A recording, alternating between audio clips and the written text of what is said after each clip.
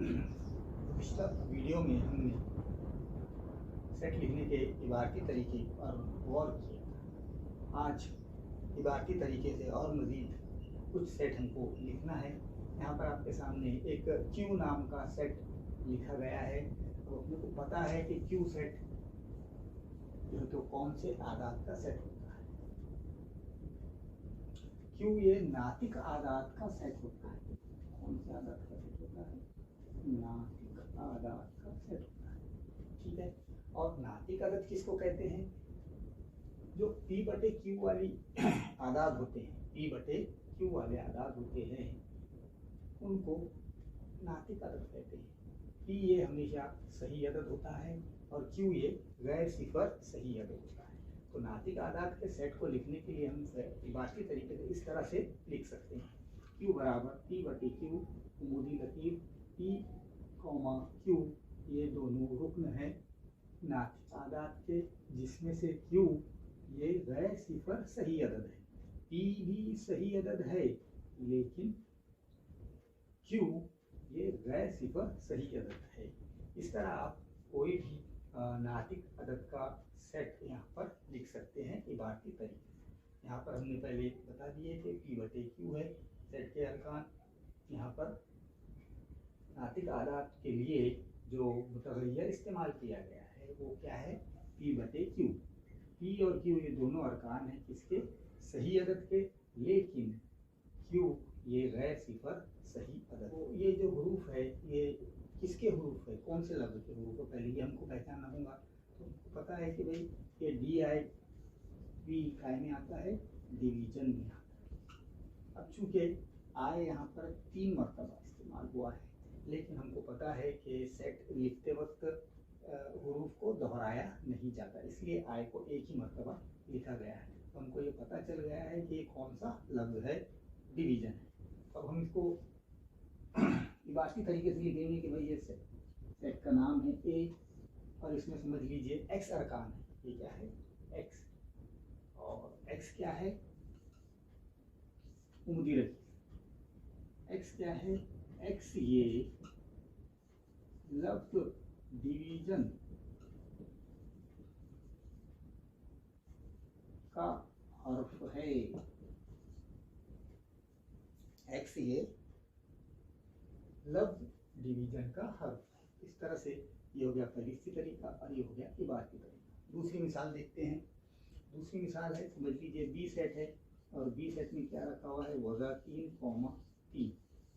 ये दो आदात है। तो सबसे पहली बात हमने जज़रुल मुरब्बा देखे थे कि भाई जो जज़र 9 है, जज़र 9 के जज़रुल मुरब्बे 2 होते हैं। एक तो वज़ा 3 होता है और दूसरा जमा 3, यानी वज़ा 3 ज़रब वज़ा 3 भी 9 होता है और जमा 3 ज़रब 3 भी 9 होता है। यानी यहाँ पर हमको जज़रुल मुरब्बा दिया गया है। अब इसको हमें इबारती तरीके से लिखना है। तो कैसे लिखेंगे अपन कि भाई बी अरकान है, या इसको अपन ऐसा कह सकते हैं कि ये जो वज़ा 3 और 3 है ये क्या है? ये दरअसल वाई है। ठीक है। अब मुरब्बे बनाना पड़ेंगे इनके हमको। 3 तिया 9, यानी वज़ा 3 की कुव्वत 2 या जमा 3 की कुव्वत 2। तो उसको हम इस तरह लिखेंगे। अब वाई क्या है? तो वाई ये एक ऐसा अदद है जिसकी कीमत कितनी है? वाई ये एक अदद है जो क्या है? वाई की कुव्वत 2 बराबर 9, जिसका मुरब्बा कितना आता है? 9 आता है। यानी वज़ा 3 का मुरब्बा भी 9 आता है और जमा 3 का मुरब्बा भी 9 आता है। इस तरीके से हम ये सेट को लिख सकते हैं। खास जो है तो बात हमको ध्यान में रखना है वो है इसकी खुसूसियत। चलिए और कुछ मिसालें देखते हैं। मिसालें ये आपकी किताब में एक जुज़ुल दिया गया है। वो जुज़ुल पर से एक तरफ इबारती तरीके से लिखना है और दूसरी तरफ फहरिस्ती तरीके से। पहली मिसाल तो आपकी हल की हुई है, सिर्फ हम दूसरी मिसाल देखेंगे। ठीक है। पहली मिसाल तो आपकी हल की हुई है जिसमें हरूफ आदाद दिए हुए सेट ए में 2, 4, 6, 8, 10, 12, 14। तो हमको मालूम है कि ये दोनों क्या है, ये सभी आदाद जुफ्त आदाद है 2 से लेकर कहाँ तक, 14 तक, यानी 15 से छोटे तमाम जुफ्त आदाद का सेट है।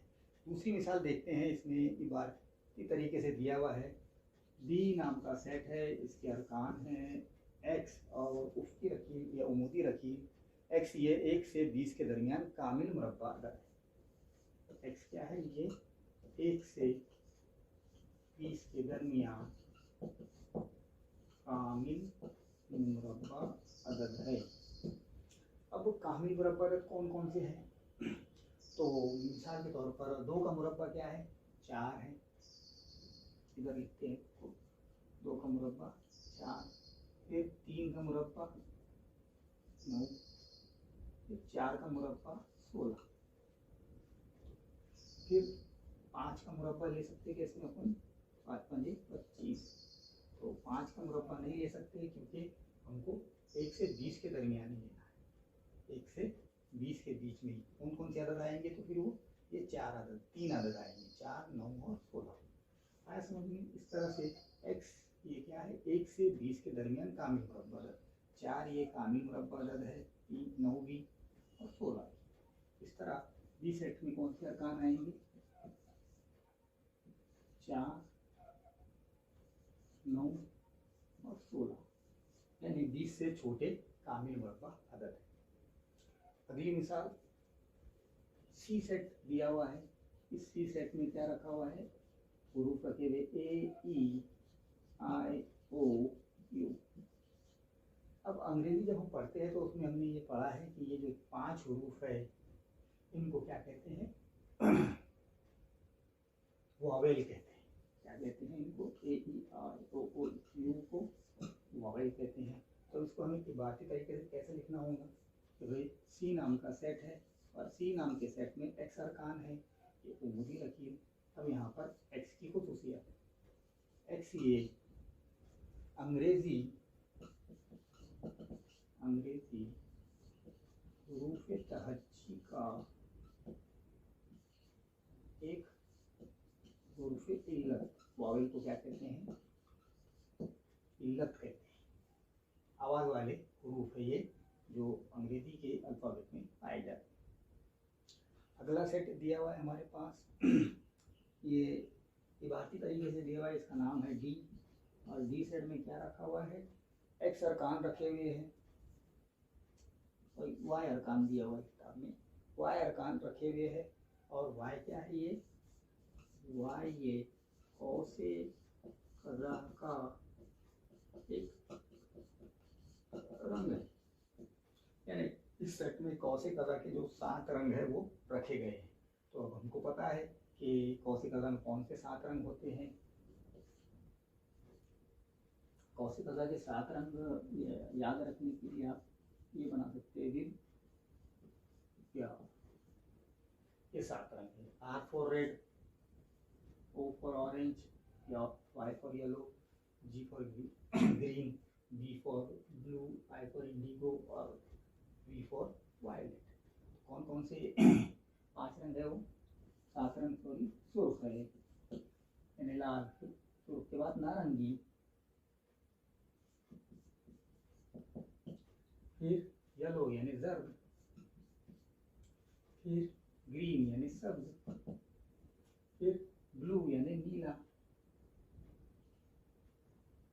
आसमानी, फिर इंडिगो यानी नीला, यानी ये जो है तो डार्क ब्लू होता है और ये लाइट ब्लू होता है, आसमानी के बाद नीला, और वायलेट यानी बनफशी या जिसको अपन जामनी कह सकते हैं। इस तरह से ये हो गए आपके काम है। और एक्स क्या है, ये एक्स ये सही अदद है इस तरह के 3 से बड़ा, 3 से छोटा और वज़ा 3 से बड़ा।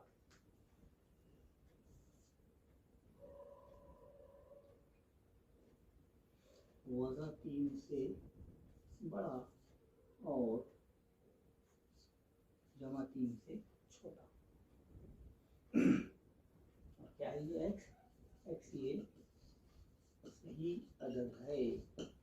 3 से छोटा मतलब 2, 1 और वज़ा 3 से बड़ा मतलब वज़ा 2, वज़ा 1 और सिफर।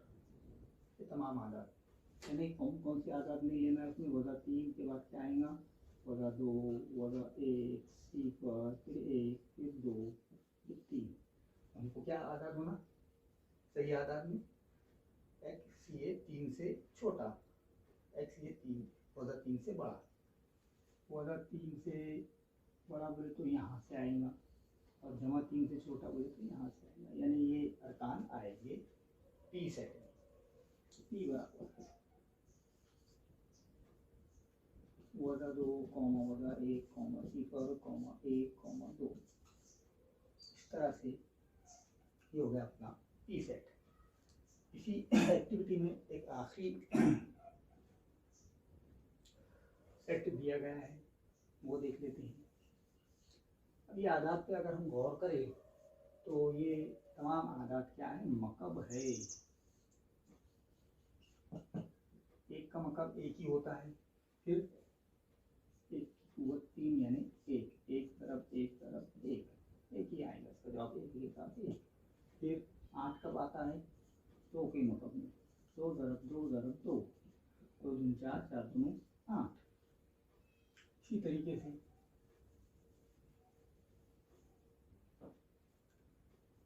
3 की कुव्वत 3, 3 ज़रब 3 ज़रब 3, 3 तिया 9, 9 तिया 27।